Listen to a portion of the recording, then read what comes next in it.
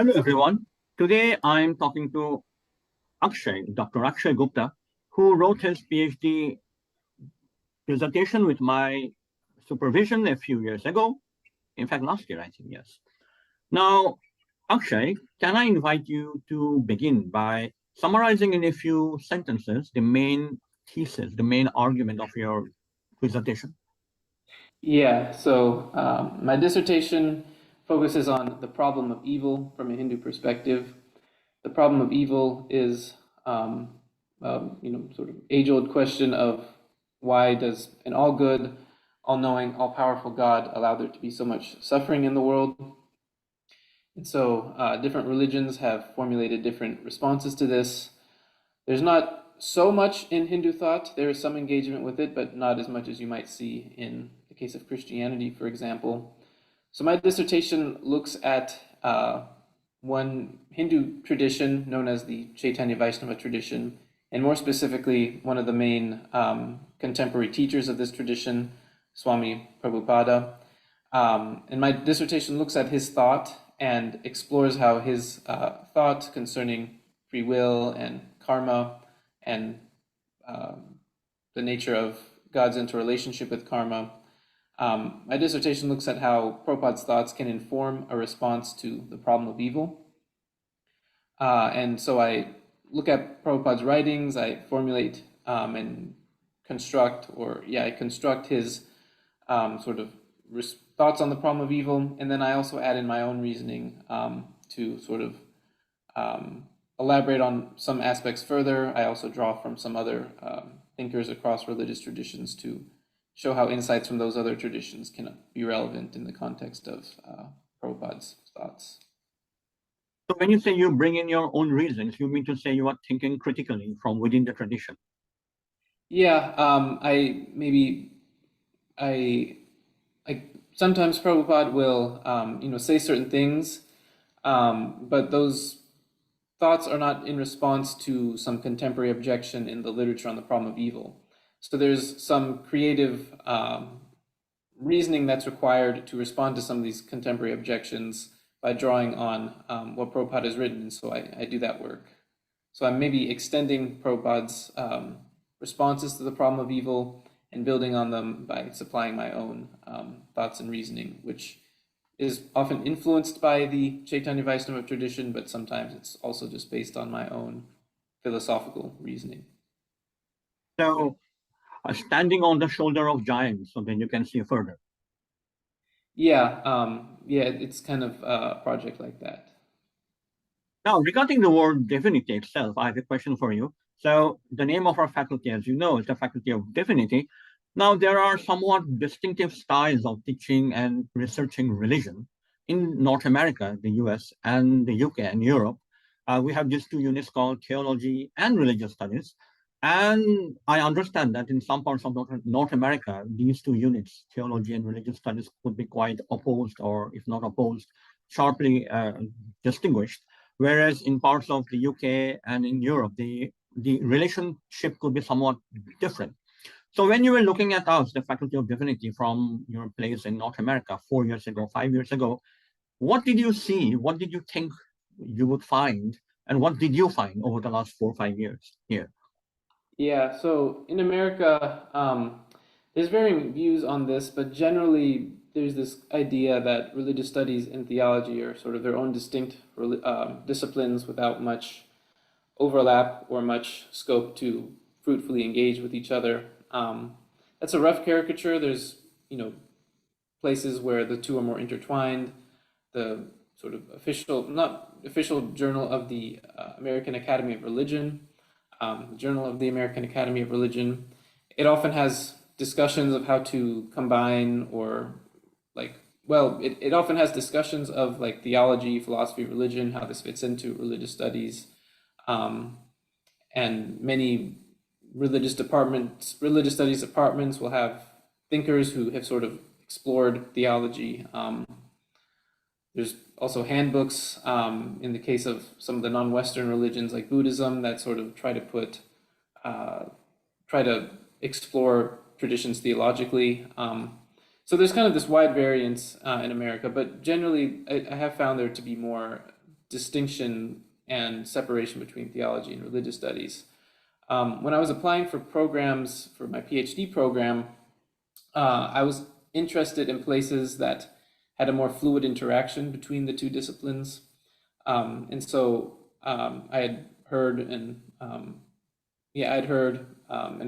found that in the UK there's much more fluidity. So I basically like that about the UK system. I find it to be more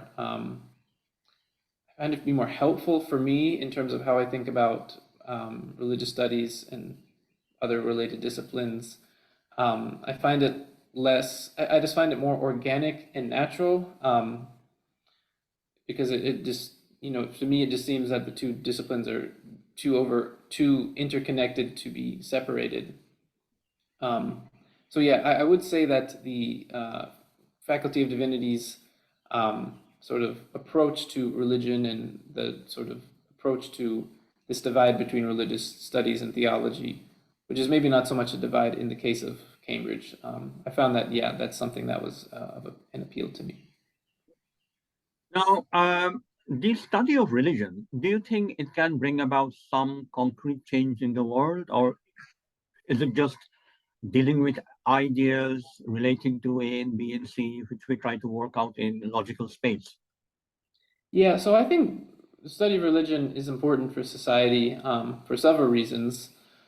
One, just I think it's important to have a religiously literate society, and so as people go out into the world and they'll encounter their Muslim neighbors, their Hindu neighbors, their Jewish neighbors, Christian neighbors, it's important to just be aware of what they believe and how their beliefs shape their worldview and how they might just, it's important to know about the values that they might have, which are in large part shaped by their religious beliefs. Also, many social issues often have some connection with religion. So, especially in America, when there's policies being debated, different sides will often have very different views on it because of how their religious or irreligious beliefs factor into their ethical frameworks. So just to be able to understand or make progress on addressing contemporary social issues, we also have to go deeper to the metaphysical presuppositions people might have that influence their ethical beliefs. And on this note, I think one way that religion can help shape the world is by, or the study of religion can help shape the world, is by a closer interrogation of people's beliefs and practices and values.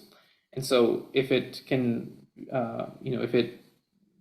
through the study of religion, one can interpret religious texts, look at doctrines, and see the ways that, some interpretations might be promoted, and some of these interpretations might be more like socially, you might say progressive or in line with sort of our values nowadays. So yeah, the study of religion can often uncover more socially progressive ways of looking at the world, and in practice or in principle, if these interpretations are brought to the forefront of sort of the public consciousness, then it could have a big impact on society in the way that religious practitioners go about interacting with the world. Right. So that's about the religion and the world. What about religion and you? The time you have spent in the Faculty of Divinity, say roughly 3 years, how has it changed or recalibrated your understanding of what it means to be human? Yeah, so yeah, the time I spent in divinity, it's made me more introspective, and it's deepened my critical thinking skills, and I think that that's helped me become more human insofar as like a core aspect of our humanity is critical thinking about deeper matters, looking at the world from also like a creative perspective, and with the perspective of trying to understand it more.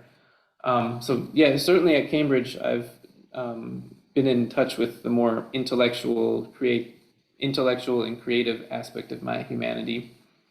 Um, I think another way that it's shaped my humanity, um, yeah, I also did a lot of my PhD during the pandemic, and I don't know if this is necessarily through the PhD, but I have come to um, have a greater appreciation for like human connection.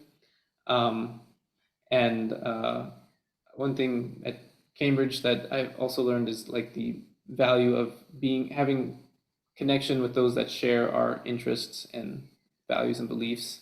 So what my PhD has done is allowed me to um, develop this, I guess, vocabulary or this sort of intellectual um, I don't know, like capital by which I can make connections with similar like-minded people. So that's also one of the benefits that one gets, and one of the ways that uh, one can be more connected with their humanity through doing a PhD.